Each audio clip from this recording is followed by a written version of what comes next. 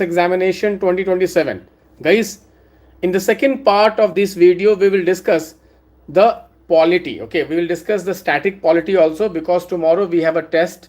So if you are part of lecture 2027, you know guys, every Sunday we are conducting static test. So this entire week we have covered the second part of the Lakshmikant book, and tomorrow we have a static test. Okay, so let's start our discussion, guys. So today the very first topic which is really important is the Supreme Court decision that you have a fundamental right to walk on the designated and demarcated footpath. Okay, so Honorable Supreme Court has said that the citizens of this country, they have right to walk under Article 19(1)(d), under Article 19(1)(d) to freely move through the footpath. Okay, so this is very important, and this can be a question which can be asked in the prelims examination. So every city have a demarcated footpath. Okay, and it should be the duty of the government to ensure that it is safe. Okay, you know guys, these days road accidents are very common, and because people do not follow traffic rules, and the footpaths also are sometimes encroached upon. Okay, so this is a really very important topic. You can expect a question next year.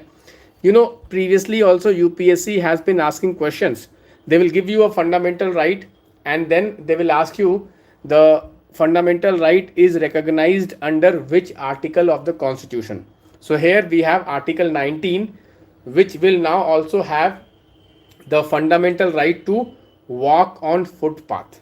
The fundamental right to walk on footpath is under which article? Okay, suppose there is a question, okay, that fundamental right to footpath is under which article? What will be the answer? Someone is saying Article 21. Why? Just now I told Article 19. Why you are making mistake? Huh? Article 19 is the correct answer. It is not Article 21. I don't know. Some persons are still making mistake. I categorically told you that Honorable Supreme Court has recognized the right to walk freely on footpath as a fundamental right under Article 19.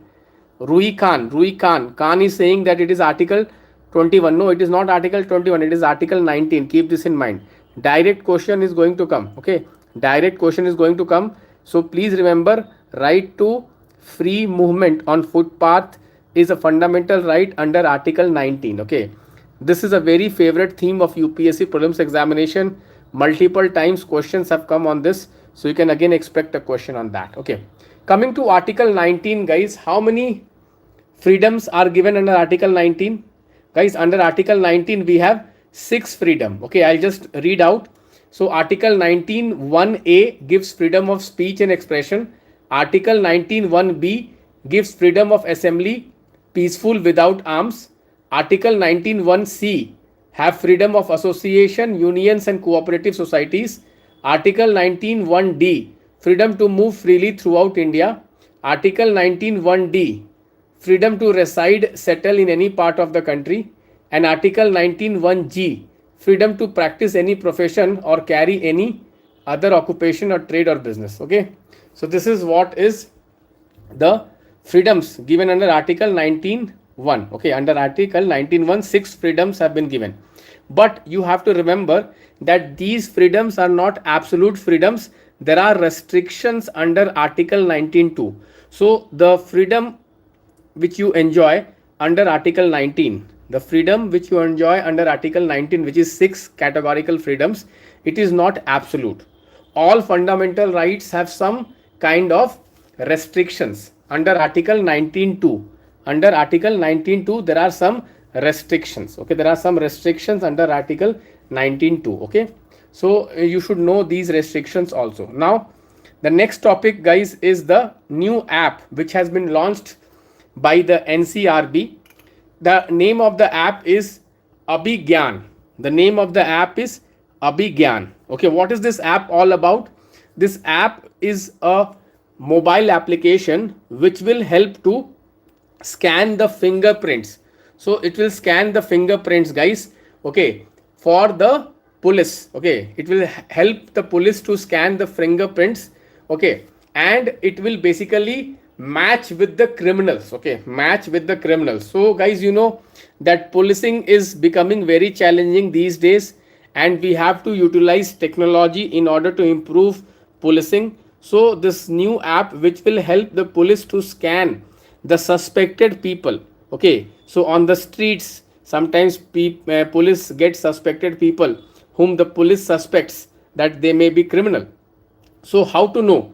So what they will do is that they will have a mobile app and they will scan the fingerprint, and if it matches with the database, what is the name of the database? The name of the database, National Automated Fingerprint Identification System. National Automated Fingerprint Identification System. This database is maintained by NCRB. It is under Ministry of Home Affairs. It is under the Ministry of Home Affairs. So NCRB is very important. National Crime Bureau. Okay, National Crime Record Bureau. It is under Ministry of Home Affairs. So you can get a question on this Abhigyan app, which basically uses this National Automated Fingerprint Identification System, which is a pan-India searchable biometric database of criminals. Okay, so it will match the fingerprint with already database which we have. Okay, so whenever you go to jail, okay, police will take your fingerprints if you are accused or if you are in the prison. Okay, and these fingerprints, they have a database and they will match any suspected person with this database. Okay, is this clear, guys? Shudipta Sarkar, how are you? Okay, Prajwal, MHA, Ministry of Home Affairs, NCRB, National Crime Record Bureau. Okay, I hope I'm clear. Okay, let's move on to the next topic, guys. Next topic is an important topic again. Okay, the next topic which we have today is glacial lakes. Guys, recent satellite assessment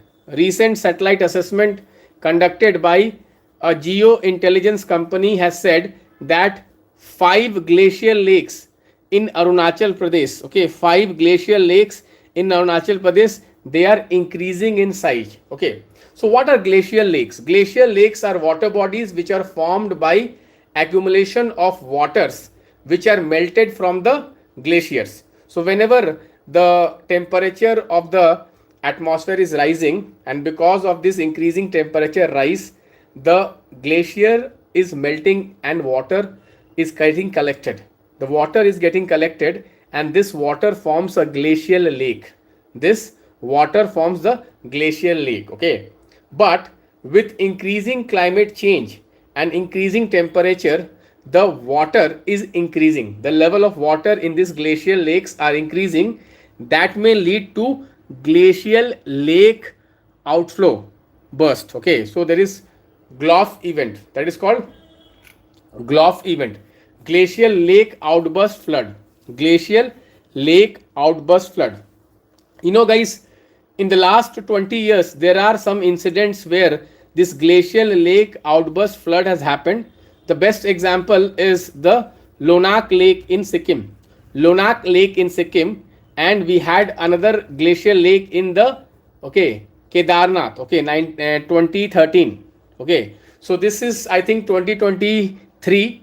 Okay, the Lonak Lake, and then we have one in 2013. Okay, which is in the, I think, in the Kedarnath. Okay, so this is an important topic which you can expect. Okay, next, guys, our honorable President of India has said that sickle cell will be eliminated by 2047. Okay, sickle cell anemia. Okay, so guys, if you see, in the last 5 years, government is giving a lot of focus to sickle cell anemia.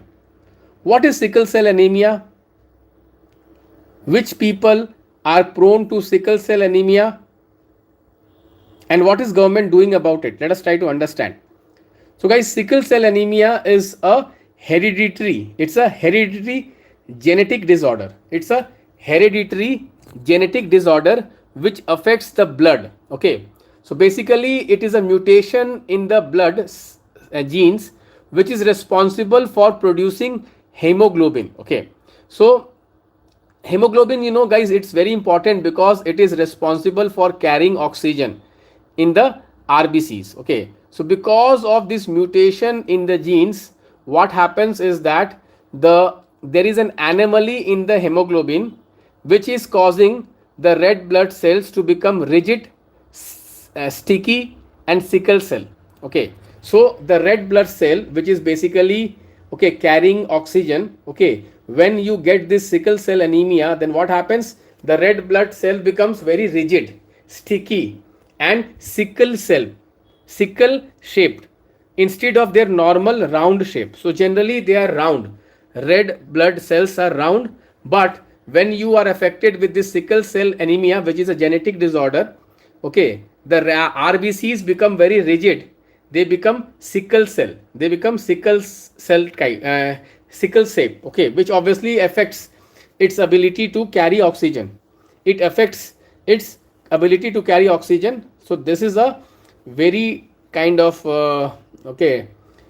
kind of genetic disorder which is difficult to cure. Okay, it is difficult to cure. Okay, so government of India has a national sickle cell anemia mission, national cell sickle anemia elimination mission, and the goal is by 2047. The goal is by 2047 we will eliminate sickle cell anemia from India. You know guys, which people are more affected with sickle cell anemia in India?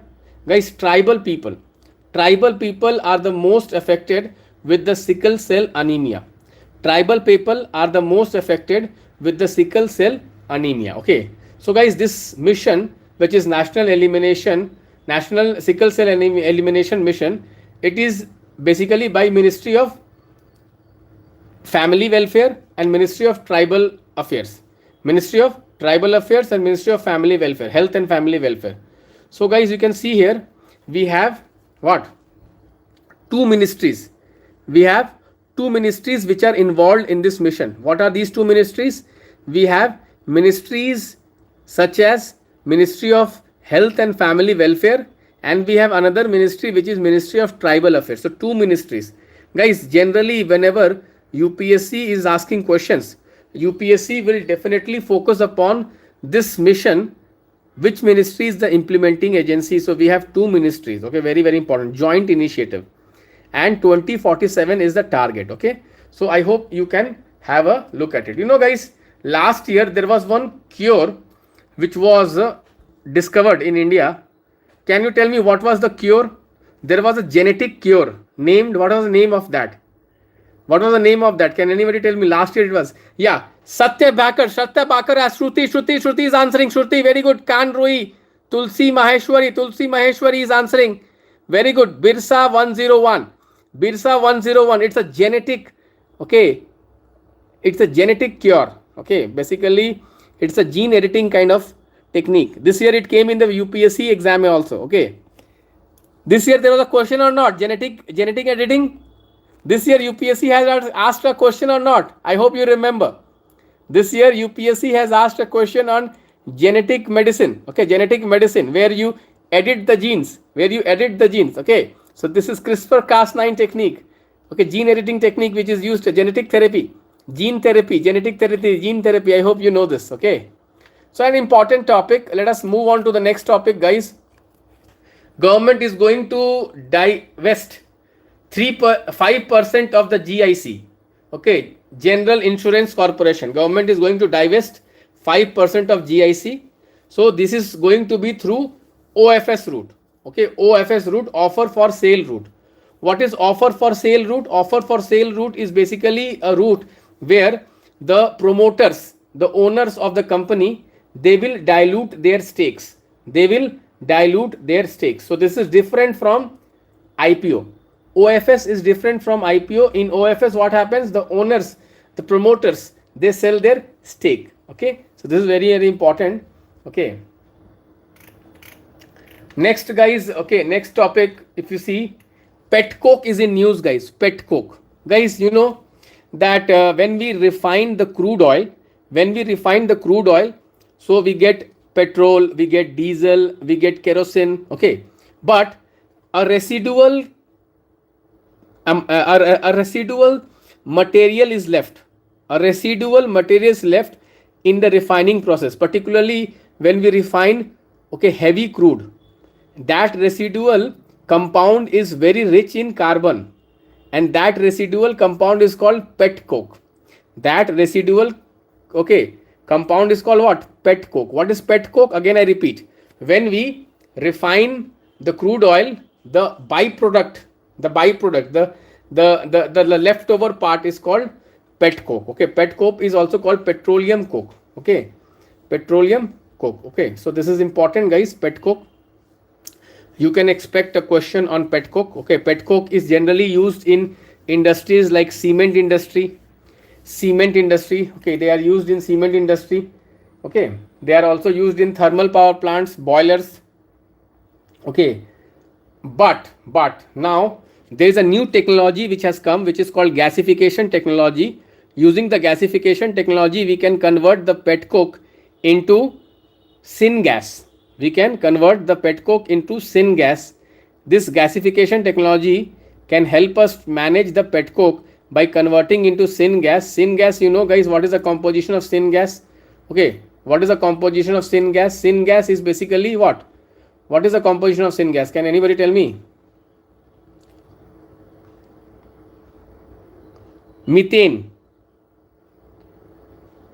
Someone is saying methane. No, it is not methane. What is syngas, guys? Anyone? Syngas? Hydrogen. Someone is saying hydrogen. What is syngas? Anybody would like to tell what is syngas composition? Carbon and hydrogen. Someone is saying carbon dioxide and hydrogen. Okay, syngas is a very important gas, guys, this year. Coal gasification, syngas. This is really very, very important. I don't know why you people are not able to answer. Please, everyone, read syngas. Syngas is really very, very important. Anyone else? Please, what is syngas? Syngas is used for urea manufacturing. Okay, it can be used for urea manufacturing. Okay, various kinds of products we can make. Okay, syngas. Okay, so this was it, guys, for the, yes, urea. Okay, ether, dimethyl ether. Yes, very good, Kirtana. Very good, Kirtana, ma'am. Okay, guys, then this was it for today's current affairs. Now, guys, I wanted to discuss tomorrow's test. Okay, we are going to have tomorrow test. Yeah, Tushita Maheshwari, very good. Hydrogen and carbon, very good. Tushita Maheshwari, very good. Okay, so tomorrow we have a polity test. Tomorrow we have a polity test where we will basically cover the second part of the Lakshmikant, which is from Parliament. Okay, Parliament, then judiciary, then Panchayati Raj, then constitutional bodies, executive bodies, etc., etc. All these things we are going to cover. Okay, all these things we are going to cover. So, okay, please take note of this. Okay, so we will just briefly tell you, we'll have a half an hour discussion on this. Okay, so coming to the topic of constitutional bodies. Okay, constitutional bodies. Generally, if you see UPSC, first type of question which they are asking is, they will give you the name of the body and they will ask you that what kind of nature of the body it is. They'll give you 4 or 5 bodies and they'll ask you, are they constitutional bodies, are they statutory bodies, are they executive bodies. Okay, so this is the first kind of questions you can expect. So whenever you prepare any national body, first thing you need to prepare is it a constitutional body, is it a statutory body, or is it just an executive body. Okay, so I'm asking you few questions. Let me see how many of you can answer it. Okay, so guys, Niti Ayog, what kind of body is Niti Ayog? Let me see how many of you are able to answer. What kind of body is Niti Ayog? Okay, who can tell me what kind of? Yes, PIB test is tomorrow. Kirtana ma'am, tomorrow Sunday Kirtana.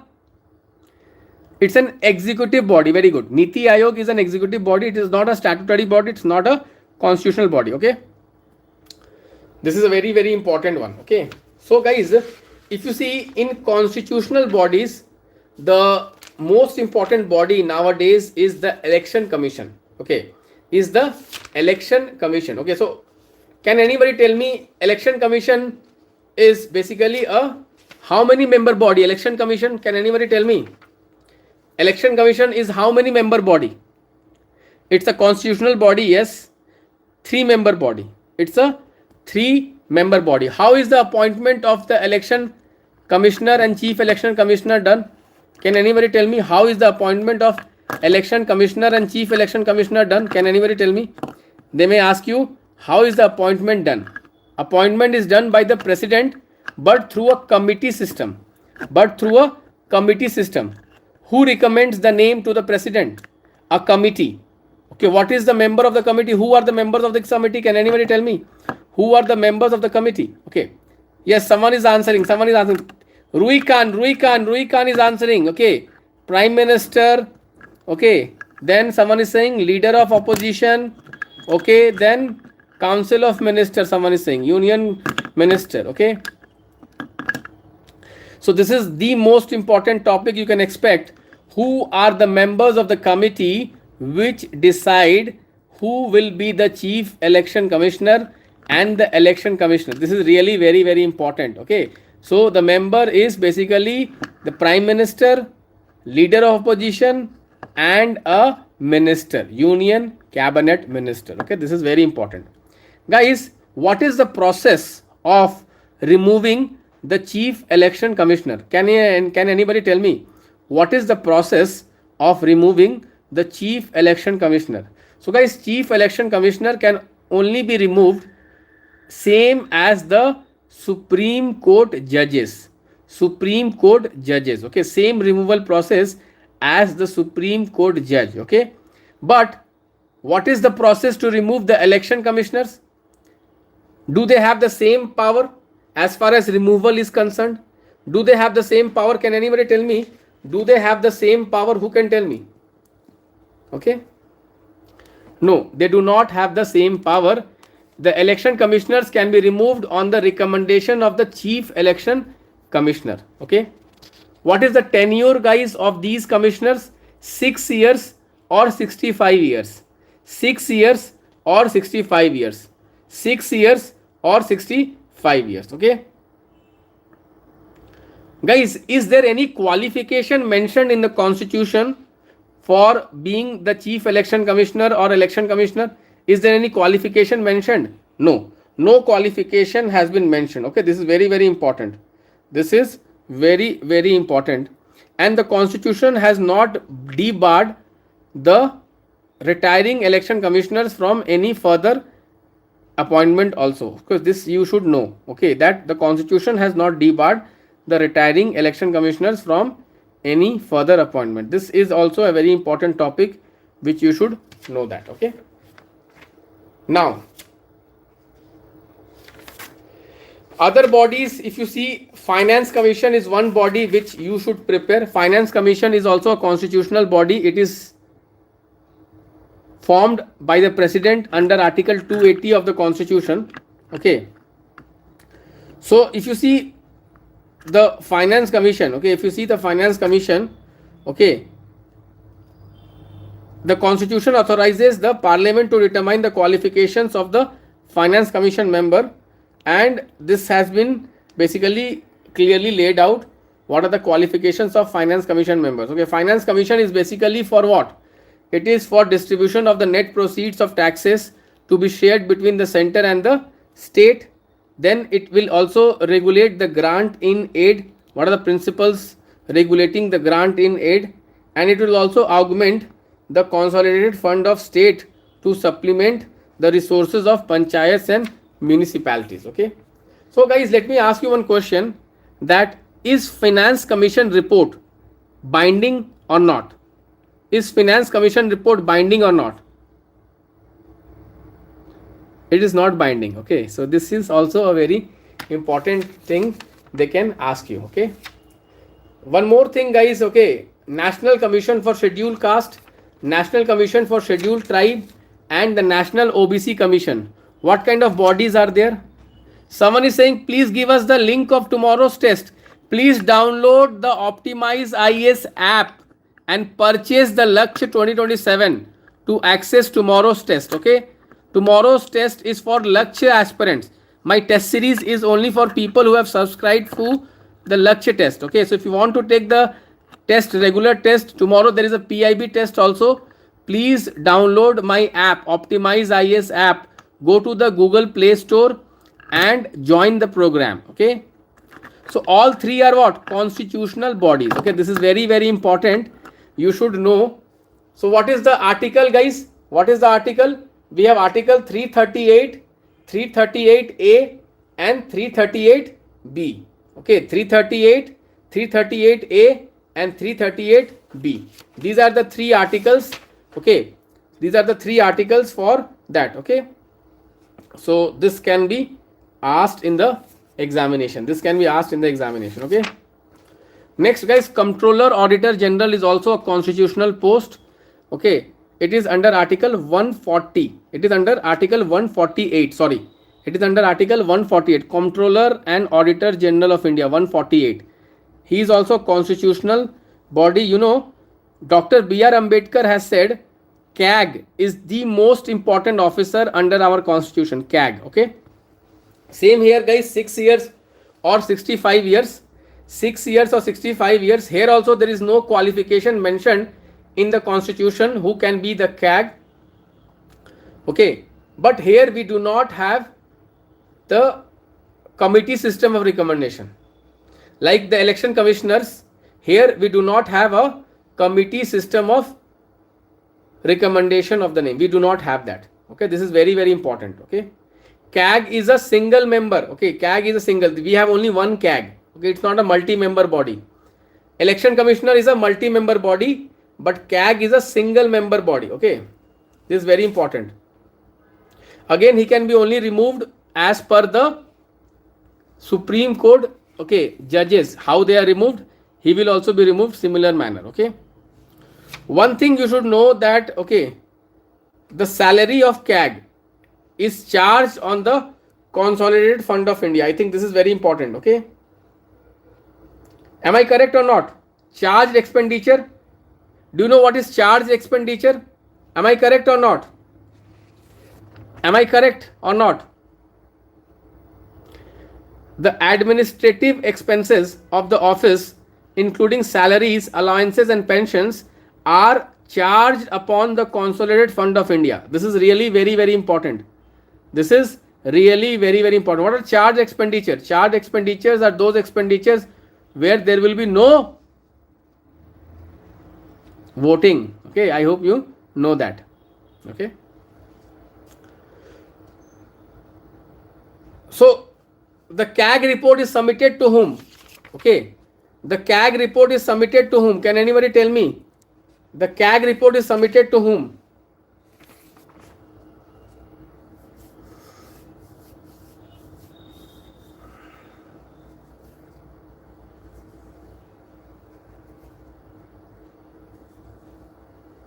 And which committee looks into the CAG report?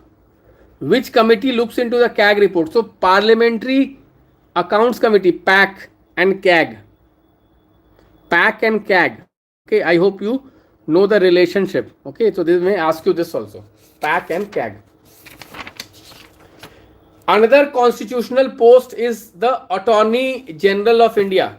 Okay, Attorney General of India is the highest legal officer. Guys, Attorney General of India is part of what? He is part of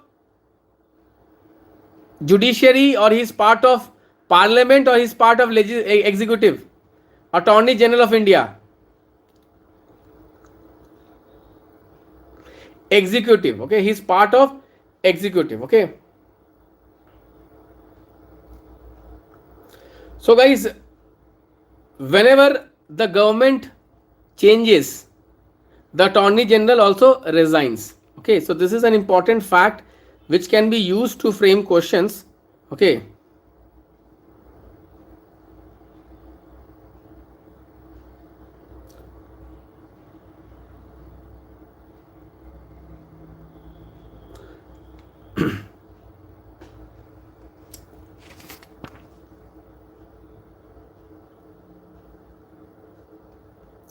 Can he carry out his private practice, guys? Can he carry out his private practice, Attorney General, when he is the legal officer of the government? Yes. Okay. He also can attend the parliamentary sessions. I hope you know that. Okay. Then guys, some statutory bodies you should know: CVCs, CIC, Central Vigilance Commission, okay, CIC, Central Information Commission, NHRC, all these bodies you should prepare. This is very important. You can expect a question on that. Okay. So statutory bodies, okay, very, very important. Constitutional bodies, very important. Guys, one topic which is becoming very important is the anti-defection law. Anti-defection law. Okay. So you can expect a question on anti-defection law. Anti-defection law was added by 52nd Amendment, 1985, 10th schedule. 52nd Amendment, 1985, 10th schedule. Okay. Who has the authority under the anti-defection law to disqualify members who go for defections? It is the presiding officer of the house. It is the speaker, the presiding officer. He will decide. Is there a time limit to decide on the disqualification? No, there is no time limit for disqualification. Okay. So anti-defection law, guys, has an exception. What is that exception? That exception is merger. It allows for merger when the 2/3 members of the legislative party decides to merge with another political party, then they are not subject to disqualification. So 2/3 provision is very important. Keep that in mind. Okay. Guys, sometimes they will ask you, what can be the maximum size of Council of Minister? Is it fixed? What can be the maximum size of Council of Minister? Let me see how many of you can answer it.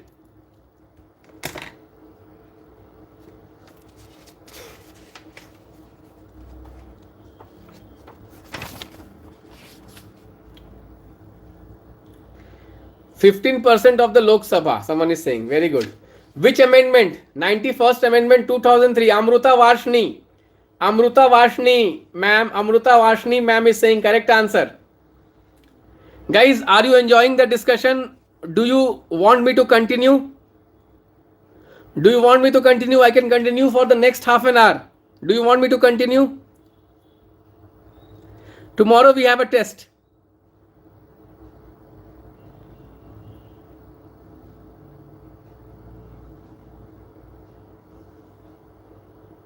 Okay.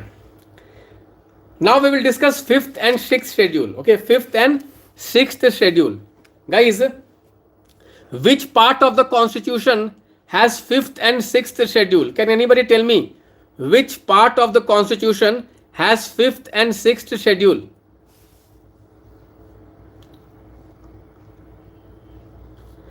Part 10. Part 10, Article 244. Okay. 5th schedule. 5th schedule is for what? The schedule areas, the administration of schedule areas. Okay.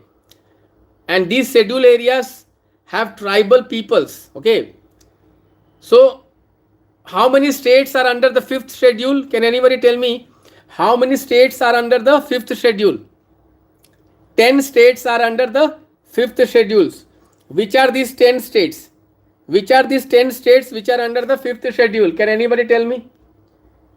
So please take note of the 10 states where we have the 5th schedule.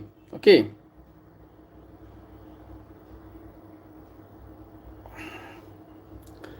Okay. Who has the power to declare an area as 5th schedule area? Who has the power? The president has the power. The president is empowered to declare an area as a schedule area. He can also increase, decrease the area in consultation with the governor of the state. Okay. So the president has the power. Okay. The executive power of the state extends to schedule areas. Okay. But the governor has special responsibility regarding this. Okay. So governor has to submit a report to the president about the administration of the schedule areas. Okay, so this is also very important. And there is a tribal advisory council in those states which have schedule areas. So this will advise well-being and advancement of tribes. It consists of 20 members, 3/4 of whom are representatives of the scheduled tribes in the state legislative assembly. So how many members are there? 20 member schedule, okay, 20 member tribal advisory council in states with schedule areas, and 3/4 members will be the representatives of the scheduled tribes in the state assembly. Okay, this is very important. You know guys, in schedule areas the governor can basically amend the law of the parliament or the state which applies to the schedule area. So governor is very powerful as far as schedule areas are concerned. Okay, now there is another topic which is called the sixth schedule. Guys, which states have sixth schedule? Can anybody tell me which states have sixth schedule? So the states which have sixth schedule is Assam, Meghalaya, Tripura and Mizoram. Assam, Meghalaya, Tripura and Mizoram. In Assam, guys, we have the autonomous districts, the tribal autonomous districts. The name is the North Kachar Hills, the Karbi Anglong, the Bodoland Territory. Then in Meghalaya, we have the Kashi Jaintia Garo. Kashi Jaintia Garo. In Tripura, we have the Tripura administrative area. And in Manipur, we have, in Mizoram, we have the Chakma, the Mara, the Lai. Mizoram, Chakma, Lara, okay, Chakma, Mara, Lai. Chakma, Mara, Lai. Chakma, Mara, Lai. Okay, so guys, you know, the sixth schedule area, okay, basically applies to 4 states which I have told you: Assam, Meghalaya, Tripura and Mizoram. Okay, so here also guys, governors are empowered to organize and reorganize autonomous districts. These autonomous districts, okay, can have their own councils. Okay, they have their own councils. Okay, they have basically the executive power, the judicial power and even the legislative powers. Okay, so you should know what are the powers to these autonomous district councils. So they have executive, legislative and even they have judicial powers. Okay, so you can have a look at the power of these basically. Okay, now coming to guys local bodies, urban local bodies. Okay, which was the first urban local body in India, guys? Where in India the first urban local body was established? Madras. Okay, Madras is the correct answer. Madras is the correct answer. Guys, the 74th amendment, it added a new part 9A. Part 9A is about the municipalities. Part 9A, 74th amendment, part 9A. Okay, so 12th schedule has 18 functional list. 12th schedule. So remember guys, 74th amendment, part 9A and 12th schedule, all these things relate to what? Municipal governance, urban local bodies. Again I repeat, 74th amendment, part 9A and 12th schedule. 12th schedule have 18 subjects for the municipalities. Okay, this is important, you can get a question on that. Then guys, we have a districts planning committee. A districts planning committee constitutes the, basically it is for the planning of the entire district. It basically merges the plan of the village panchayats and even the municipalities. Okay, so this is important, you can expect a question on that. 4/5 of the members of the district planning committee should be elected by the members of the district panchayats. By the members of the district panchayats. Okay, so you should get this also very correctly, you can expect a question on that. Okay,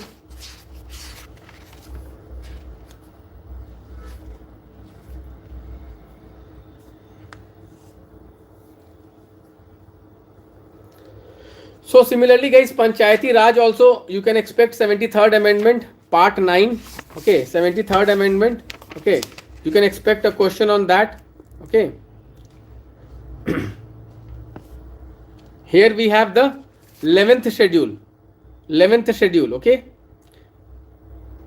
They may ask you. So they may ask you Balwant Rai Mehta committee. Balwant Rai Mehta committee they can ask you. This is very important.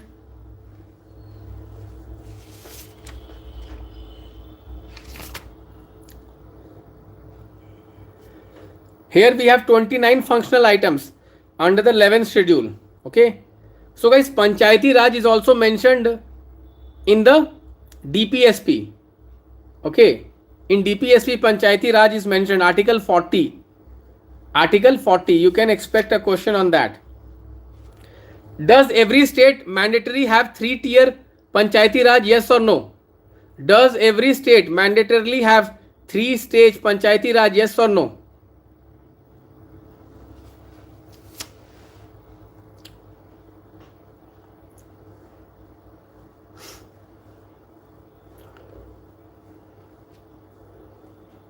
So guys, you should know that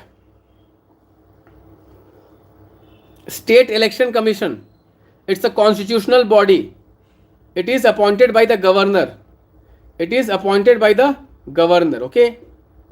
And he is removed with the same removal process of a High Court judge. Okay. So you can expect a question on State Election Commission, State Finance Commission. State Finance Commission is also appointed by the governor for every 5 years.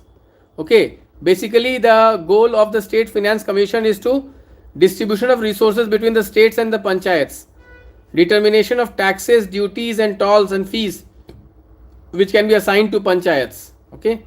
And grant in aids also. Okay. So the report of the Finance Commission, State Finance Commission, which is a constitutional body, is not mandatory, is not binding. Okay, it's a recommendatory body. It's a recommendatory only. Okay, you should expect a question on that.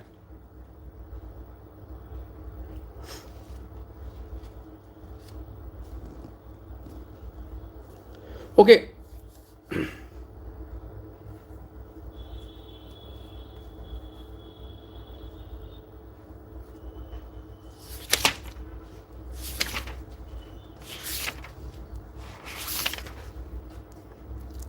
Okay, who has the power to increase the number of judges in the Supreme Court?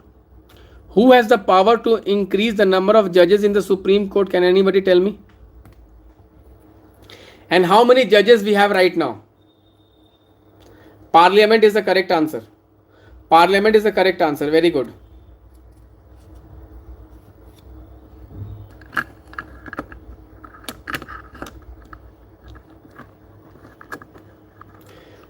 Guys, who has the power to constitute the same High Court for 2 or more states? Who has the power under the Constitution to constitute the same High Court for 2 or more states? Yes, 38 is the correct answer. 37 plus 1 Chief Justice of India.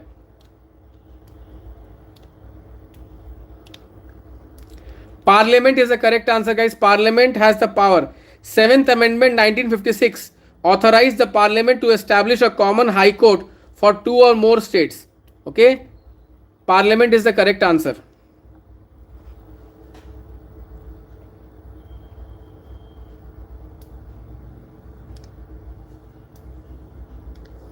Guys, strength of the High Court is decided by whom?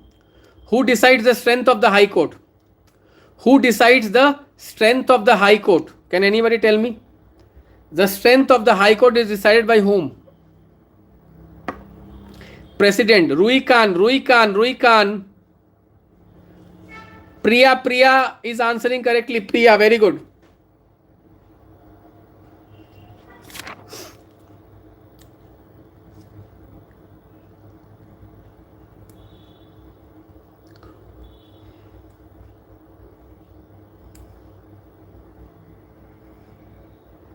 Guys, removal of Supreme Court judges and High Court judges requires what kind of majority in the Lok Sabha and Raj Sabha? Can anybody tell me?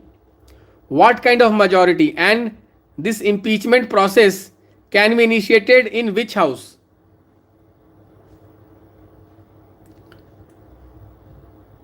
Special majority, very good. Special majority. A majority of the total membership of the house and majority of 2/3 present and voting. Okay. Any of the house, very good. Any of the house, very good. Any of the house, very good. Any of the house, very good.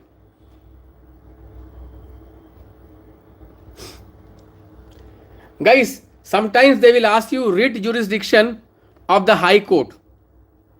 Article 226. Writ jurisdiction. Sometimes they will ask you writ jurisdiction of the High Courts. And they will ask you to compare it with the Supreme Court.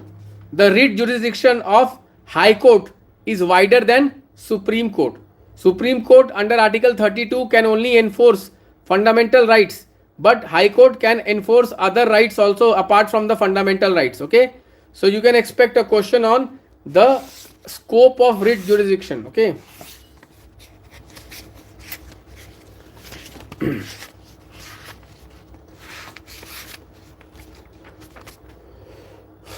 So guys, tell me one thing, how many states in India they have legislative councils also? How many states in India they have legislative councils also?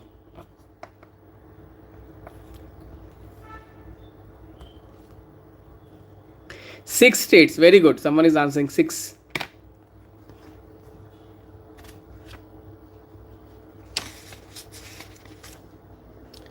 So like this guys, okay, please revise today. Okay, tomorrow you have a test. Tomorrow you have a test. Tomorrow we will cover the second part of the Lakshmikant. Okay, if you are okay live, we can meet at 11 p.m. in the night also.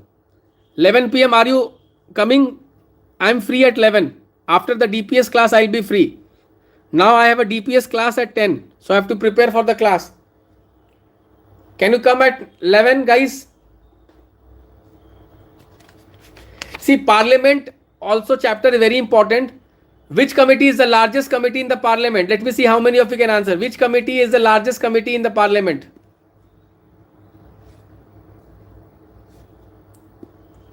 Estimates Committee.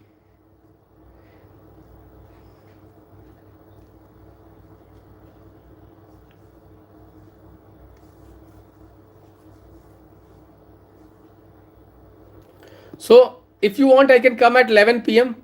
if time permits me. Okay.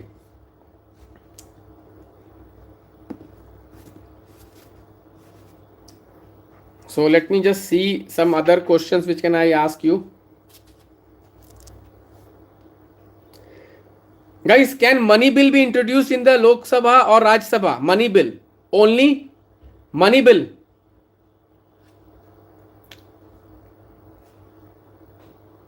Only Lok Sabha, okay?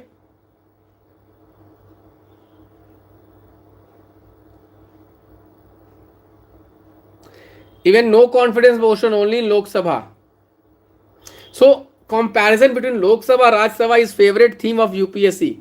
Multiple questions have come on the comparison. You can get this question also, very important. So whenever you prepare Parliament, please prepare Lok Sabha and Raj Sabha comparison. Okay. So if time permits, I'll come 11 night. Tomorrow you have a test at 9:30 a.m. 9:30 a.m. Do not miss the test. 9:30 a.m. Okay. Hopefully on Monday the Telegram will be back. So our communication will be more better. Okay. Telegram channel will come back on Monday. Bye. Take care.